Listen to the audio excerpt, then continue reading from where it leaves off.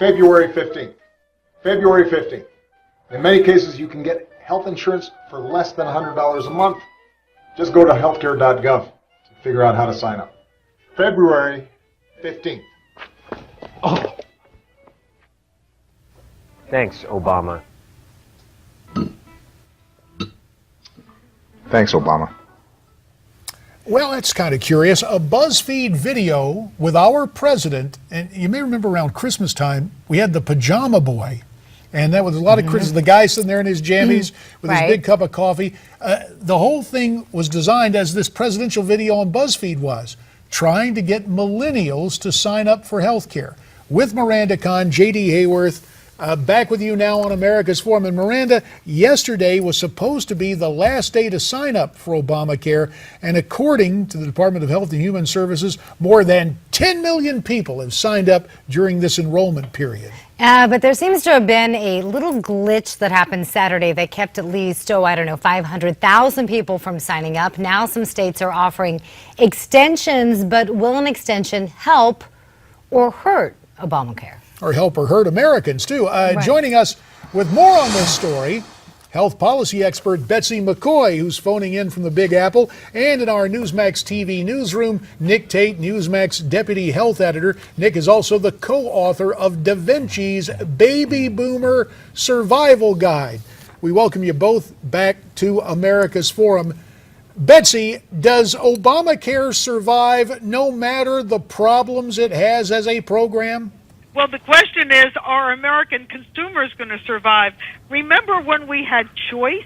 Remember when we could decide whether to get insurance, what kind to buy, not necessarily the Washington knows best one-size-fits-all plan, and we could actually choose to buy insurance any time of the year. Now it has to be the one-size-fits-all plan, and the government is actually holding a gun to your head telling you you have a deadline. Imagine passing a law that the only car you can buy is a four-door sedan, no hatchbacks, no convertibles, and you can only buy your car in January. Nick, you've said this in the past that you don't think Obamacare is going anywhere, but there might be a chance to repeal some things with Obamacare. Can you explain what you mean by that? Sure. Well, there's a couple things that are happening. In just the next couple of weeks, the Supreme Court is going to begin hearings on a challenge to the subsidies that are part of the law. These are the subsidies that go to about 8 million Americans who buy their insurance through these exchanges. But the way the law is written, it says those subsidies can only go to individuals who live in states that have their own exchanges. That means about 8 million people that buy through exchanges that are run by the federal government in 37 states may lose them. If that happens, key aspects of Obamacare essentially collapse: the individual mandate, the employer mandate. And so what's now happening is there's debate in Washington on this alternative plan that the Republicans have proposed, the CARE plan, which does preserve subsidies in a way that the Supreme Court would not be able to strike down. And it also contains many of the aspects of the law that people like, keeping their kids, parents allowed to keep their kids on their insurance up to age 26, for instance. And I actually have a question for Betsy. Betsy, do you think that with the Supreme Court decision looming and the fact that they're going to take up the debate on the exchanges, which really is the key to whether Obamacare survives or not, do you think there will be another debate in Washington that's likely to get reform before that court decision? It appears as if the administration is doubling down on Obamacare rather than showing any flexibility. However, if the Supreme Court rules against the administration and against these lawless subsidies in June, then the administration may be forced to come to the table, and the CARE plan that you just referenced is a very, very good plan. It sweeps away the individual mandate, the employer mandate. It does offer financial help to people who need help getting insurance. It includes tort reform, and most importantly, it preserves a couple of these one-liners from Obamacare that people really like keeping your kids on your plan until they're 26. So it would be a very popular alternative, and it will cover more people than Obamacare. About 3.5 minutes remain, and so I think we ought to switch gears to another problem here, and that's the tax penalty that a lot of Americans are going to face, but really had hoped to avoid for not having health insurance.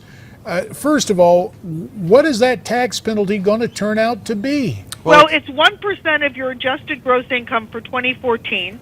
So if you can't attach proof when you file your taxes that you are in the Washington-defined plan, the one that is acceptable to the bureaucrats in Washington, you're going to have to pay 1% of your adjusted gross income in penalties. For 2015, it's 2%. And Nick, a whole lot of young folks were thinking, hey, I can skate on this, the penalty will be minimal. But what Betsy's outlined, that's real money to real people here. Absolutely true. And the other complication, she's absolutely right about that, the 1% for this year and 2% starting for next year's taxes. The other thing that we found out over the weekend is that Cover California, which is the California Exchange Plan, sent out about 100,000 inaccurate forms to taxpayers, giving them the wrong information that they're going to need when they file their taxes to verify that they have health insurance. So I think the bigger picture here is the tax season that we're heading into is going to become enormously complicated.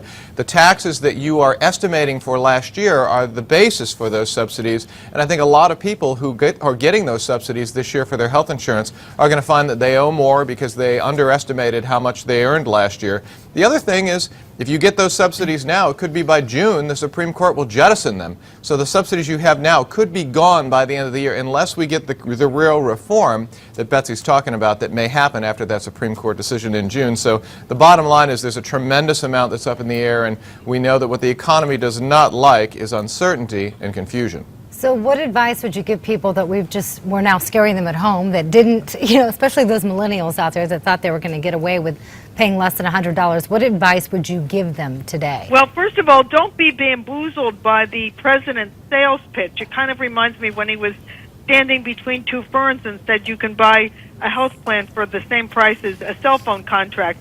I've never seen a cell phone contract with a $5,000 deductible. And that's what you've got with the bronze plan or a $3,000 deductible with the silver plan. So young people who sign up for these plans will find out that they're paying a premium every month, but they're still paying a fortune out of pocket when they go to the doctor because these deductibles are triple, quadruple, quintuple what they're accustomed to with on-the-job insurance. Betsy McCaughey, we thank you very much for your time. You've been sounding the warning consistently on this, and of course, you're one of the people who actually sat down to read the bill in its entirety. If I'm not mistaken, same thing with our friend Nick Tate, who wrote the Obamacare Survival Guide and has also now written the Baby Boomer Survival Guide. Betsy, you have our thanks. We look forward to visiting again with you in the not-too-distant future. You're welcome. And Nick Tate, we're going to ask you to stand by because when we come back, an issue that remains hot. It was hot during my days in Congress. It remains hot, the whole notion of getting prescription drugs from Canada. You'll get that story from us when we come back.